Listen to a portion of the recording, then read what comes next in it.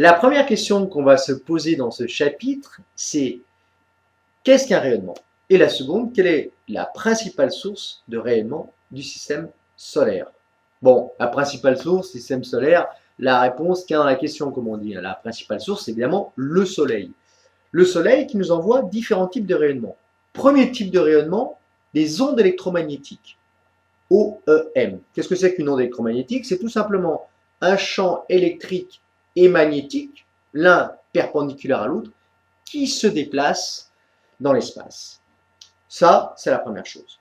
Ensuite, autre type de rayonnement, eh bien, nous avons également les particules, qui sont le proton, le neutron, l'électron, les particules hélium, etc. Voilà pour les deux types de rayonnement qu'on va voir dans ce chapitre. En conclusion, un rayonnement est un transfert d'énergie qui peut s'effectuer sous deux formes, les ondes électromagnétiques, les particules. Une onde électromagnétique est caractérisée par sa longueur d'onde lambda dans le vide, dont l'unité est le mètre, sa fréquence notée nu, qui ne dépend pas du milieu de propagation, dont l'unité est l'hertz, et sa période de vibration t, qui est égale à l'inverse de sa fréquence nue, t égale 1 sur nu. Toujours en rappel, dans le vide, une onde électromagnétique se déplace avec une célérité c égale 300 millions de mètres par seconde ou 300 000 km par seconde. La relation entre la longueur d'onde dans le vide, la célérité de la lumière dans le vide, la fréquence du rayonnement et sa période de vibration est c égale lambda sur t, facile à se rappeler, mètre par seconde, et égale à lambda fois nu, nu étant la fréquence du rayonnement.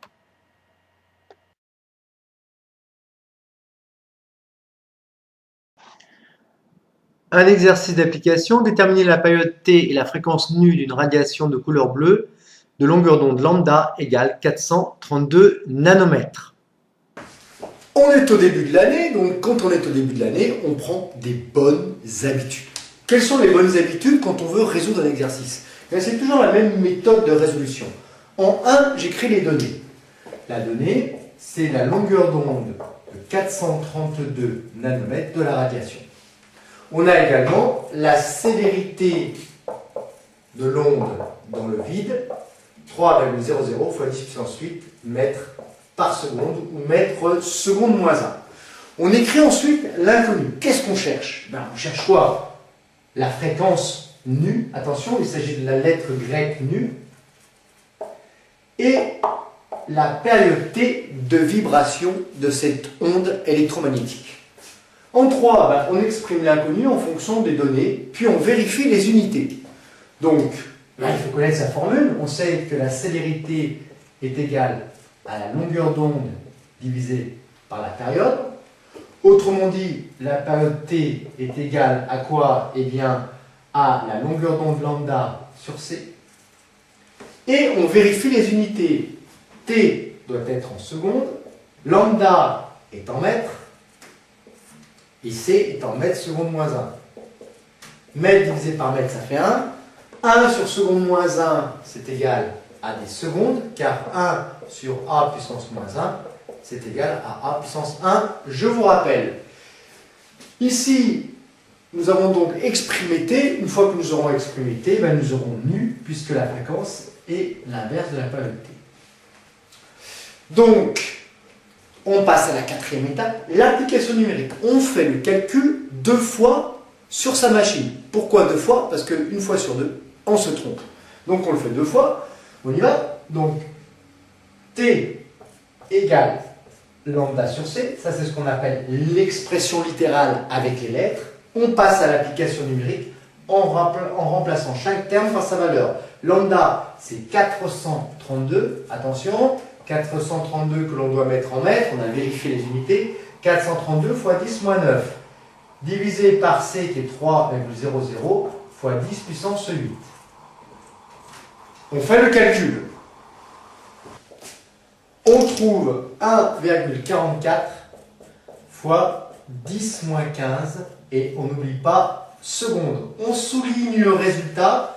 À la fin du DS, on rend la copie. On vérifie que toutes les expressions littérales et toutes les applications numériques, surtout l'application numérique, est bien donnée avec son unité, sinon on perd des points. Alors, au passage, j'ai 3 chiffres significatifs ici, 3 ici. Le résultat comporte autant de chiffres significatifs que la donnée qui en possède le moins. Eh bien, dans ce cas-là, on a 3 chiffres significatifs. Il ne nous reste plus qu'à trouver la fréquence f, qui est aussi appelée nu dans le cas des ondes électromagnétiques, qui est 1 sur t. On fait donc le calcul 2 fois 1 divisé par, entre parenthèses, on met toujours entre parenthèses le dénominateur sur la calculatrice, sinon on va se tromper. Et ça nous donne ici une fréquence de 6,94 fois 10 puissance 14 Hertz.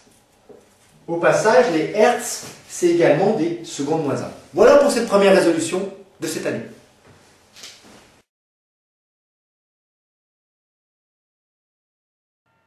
Voyons maintenant en détail les différents types de rayonnement et comment on les classe.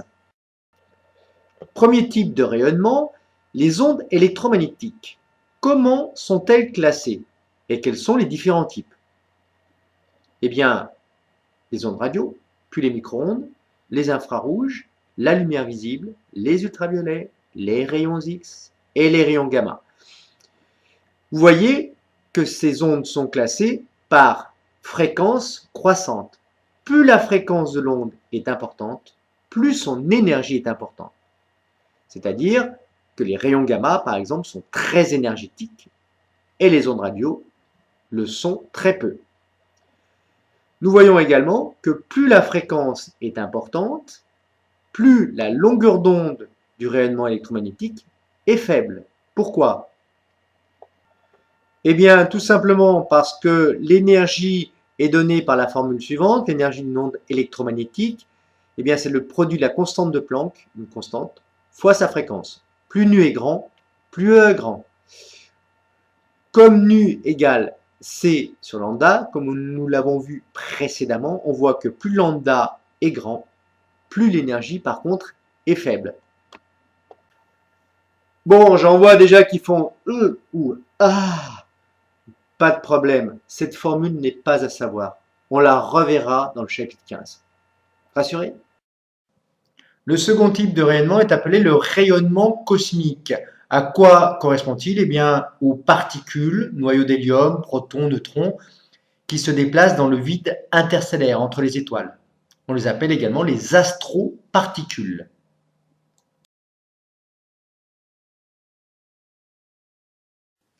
Absorption des rayonnements dans l'atmosphère terrestre.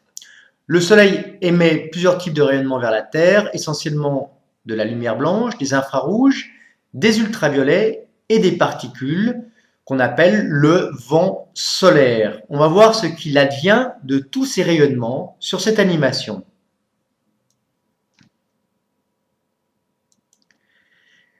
Les rayons solaires envoie une puissance surfacique, des watts par mètre carré, de 342 watts par mètre carré. 30% de ces rayonnements sont réfléchis par l'atmosphère, les continents, les océans. 20% sont absorbés par l'atmosphère et 50% sont absorbés par la surface terrestre, ce qui fait que la surface de la Terre est réchauffée de cette façon. Qu'est-ce qui fait que l'atmosphère se réchauffe?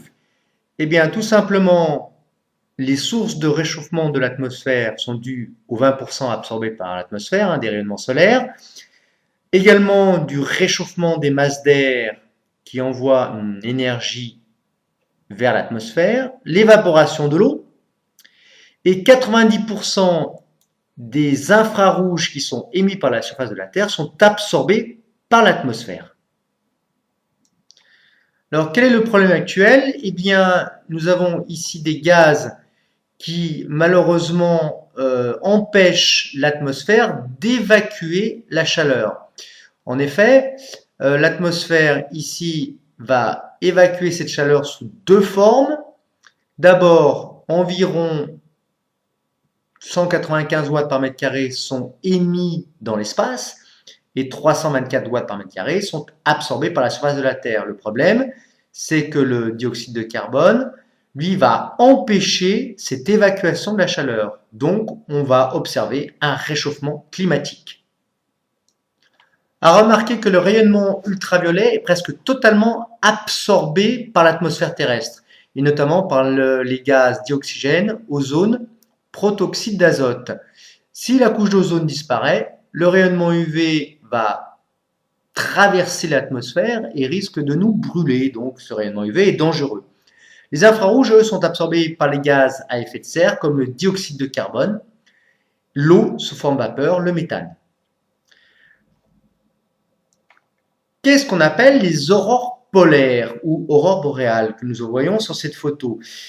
Eh bien, le Soleil envoie, on a vu précédemment, des infrarouges, mais également un flux de particules qu'on appelle le vent solaire. Ce flux de particules est dévié vers les pôles par le champ magnétique terrestre. Ces particules excitent les molécules présentes dans l'atmosphère qui, en se désexcitant, produisent de la lumière qu'on appelle les aurores polaires.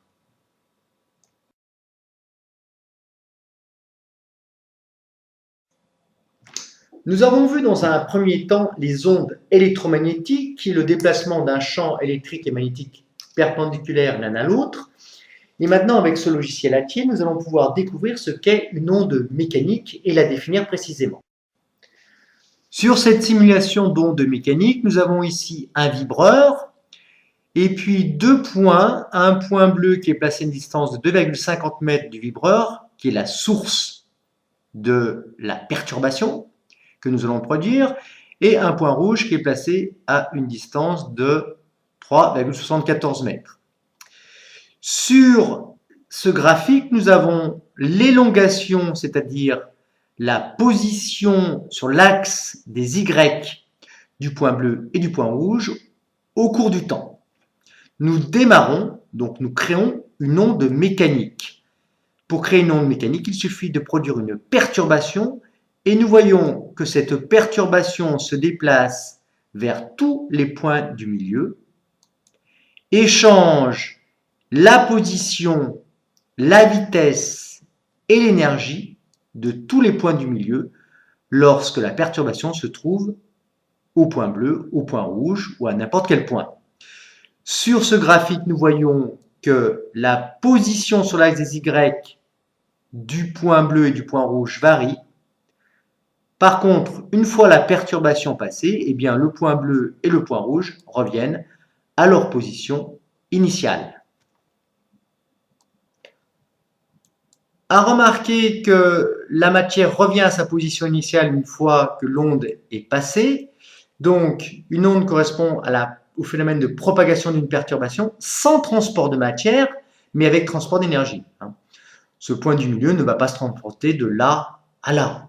Il va tout simplement se déplacer, puis revenir à sa position initiale.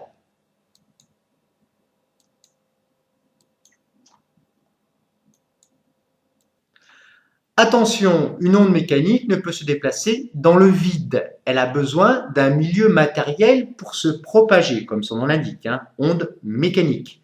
Contrairement aux ondes électromagnétiques produites par le Soleil, notamment, et qui, elles, peuvent se propager dans le vide. Une onde mécanique progressive donc correspond au phénomène de propagation d'une perturbation dans un milieu matériel, sans déplacement de matière, mais avec transport d'énergie. Alors, une petite question, essayez de trouver la vitesse de déplacement de l'onde. Vous aviez les deux positions précédentes. Le point bleu, lui, commence à se déplacer à l'instant t égale 1,23 secondes. Et le point rouge, lui, commence à se déplacer uniquement à 1,86 secondes. À vous de trouver la vitesse de déplacement de l'onde. Bien, comme nous l'avons vu précédemment, il faut bien écrire toutes les données pour faire cet exercice, évidemment. Alors, la distance entre les points rouges et les points bleus, eh bien, elle est donnée par la position sur l'axe des X, du point bleu et du point rouge. Si nous voulons déterminer la vitesse, nous savons que la vitesse, c'est la distance parcourue en un intervalle de temps. Que vaut la distance parcourue? Eh bien, c'est la position du point rouge moins la position du point bleu, distance parcourue par l'onde. En quelle durée? Eh bien, TR moins TB.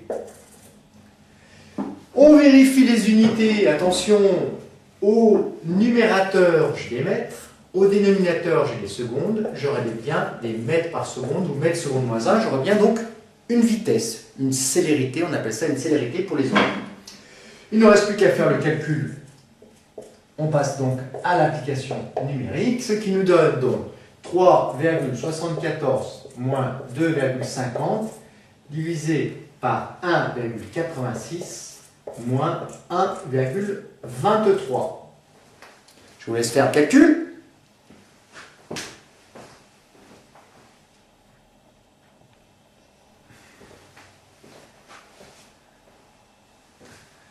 Le résultat nous donne 1,97 mètres seconde moins 1.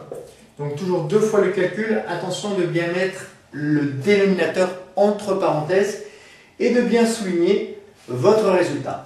Donc l'onde se déplace le long de la corde avec une célérité qui est égale à 1,97 mètres par seconde.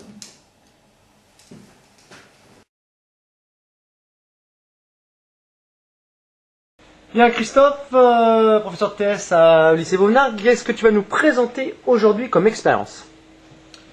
Donc l'expérience que je vais vous présenter maintenant permet de mettre en évidence la propagation d'énergie lorsqu'une onde mécanique progressive se propage.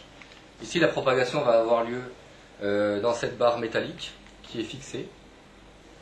La perturbation initiale, si vous voulez, va être créée par ce but, qui est l'extrémité droite de la barre, que je vais mettre en mouvement, et donc le choc qui va avoir lieu ici sur l'extrémité droite de cette barre va provoquer l'onde mécanique progressive.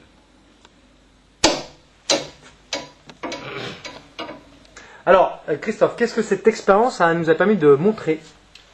Donc cette expérience a permis de montrer deux choses. La première, c'est le transport d'énergie, donc de nature mécanique, entre l'extrémité droite de la barre et l'extrémité gauche, qui s'est manifesté par la mise en mouvement du pendule qui était situé à gauche de la barre. Je remonte.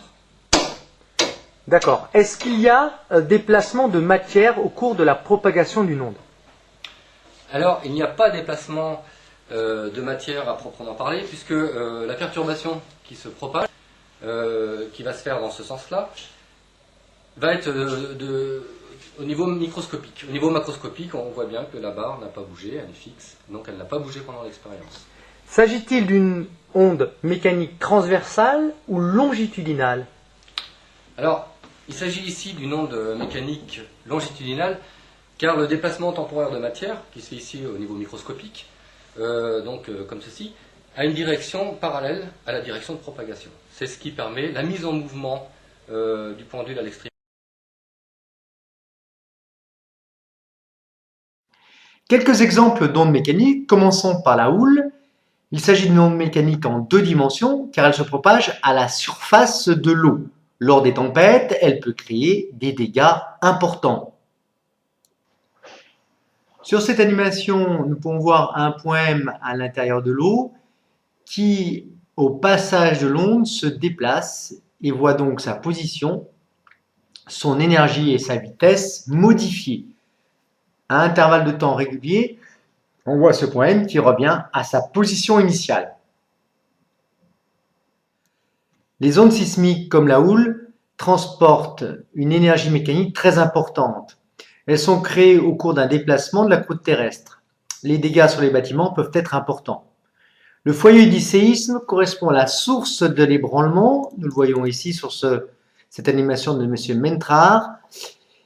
L'épicentre est le point de la surface de la Terre situé à la verticale du foyer. Voici pour l'épicentre. On utilise l'échelle de Richter pour indiquer la valeur de la magnitude et maintenant on utilise encore d'autres échelles plus récentes. Observons tranquillement dans notre fauteuil les dégâts créés par un séisme. Animation réalisée par monsieur ici Claude Perrin. Il y a des contraintes en profondeur qui s'exercent sur les roches. Ces contraintes accumulent de l'énergie.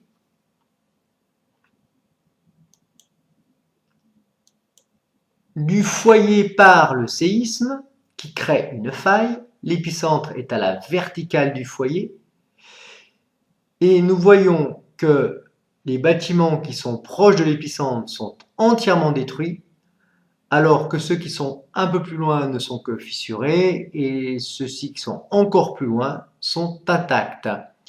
Ces trois graphes représentent les sismogrammes différents que l'on enregistre à différents points plus ou moins éloignés de l'épicentre. Réobservons ce phénomène.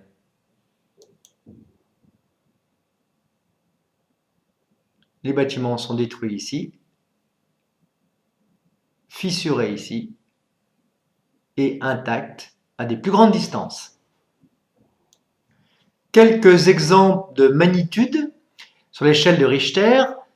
Par exemple, ici, une magnitude de 1,9 correspond à un micro-séisme, environ 8000 par jour, et nous observons à ce moment-là un micro-tremblement de terre. Par contre, lorsque la magnitude est entre 8 et 8,9, eh bien, le séisme est important, il peut causer des dommages sérieux dans des zones à des centaines de kilomètres à la ronde. On en observe une fois par an.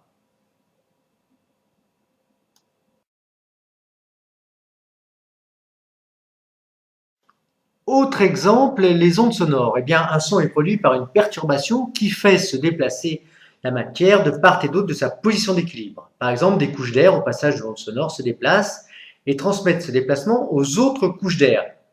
Cette perturbation va créer des zones de grande densité de particules et donc de haute pression, et inversement, les zones de faible densité de particules correspondront à une pression faible. Observons cette animation.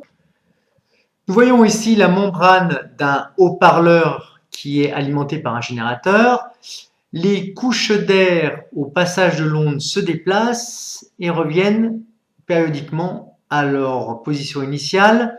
Ici, deux microphones qui nous indiquent les surpressions ou les dépressions. Surpression intervenant quand il y a une forte densité de molécules d'air au voisinage de la membrane du microphone, et dépression lorsqu'il y a une faible densité de particules composant l'air au voisinage de cette membrane également.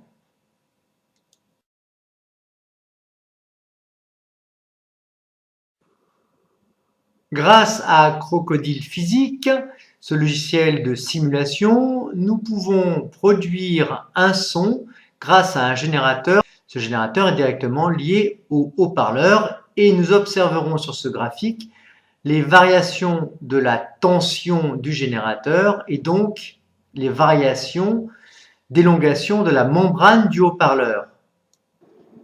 J'ai réglé une fréquence de 340 Hz sur ce générateur basse fréquence et je vais augmenter progressivement la fréquence et vous allez essayer de trouver ce qui change au niveau de la perception sonore.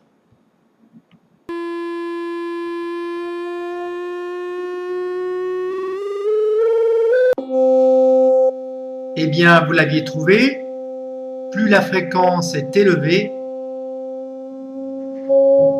plus le son est aigu, et inversement.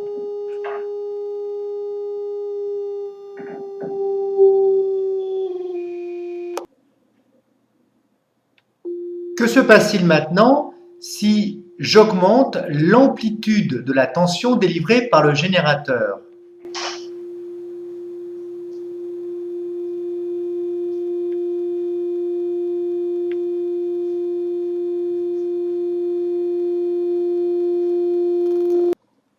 Eh bien, plus l'amplitude est importante, plus l'intensité sonore est importante. Bien, on a vu précédemment que plus la fréquence est élevée, plus le son était aigu. Et puis, on pouvait également régler une autre caractéristique du son, c'est-à-dire l'intensité sonore, avec le bouton du son, tout simplement, qui faisait qu'on avait une intensité sonore plus ou moins élevée suivant l'amplitude de la tension qui génère ce son.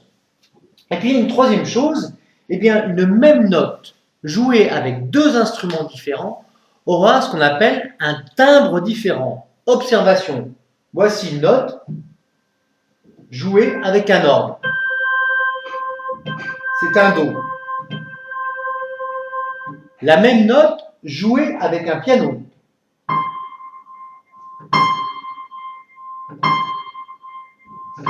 Avec à peu près la même intensité sonore et évidemment la même fréquence. Vous voyez que les timbres sont différents.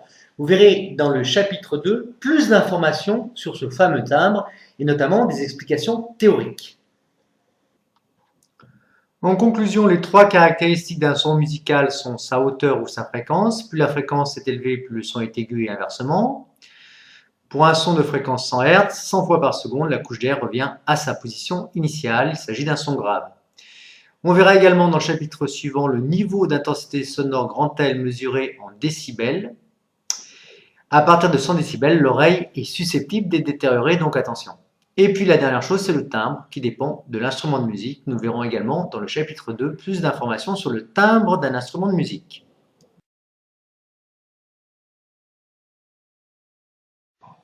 Les différents détecteurs d'ondes mécaniques, commençons par le sismomètre qui détecte évidemment des séismes.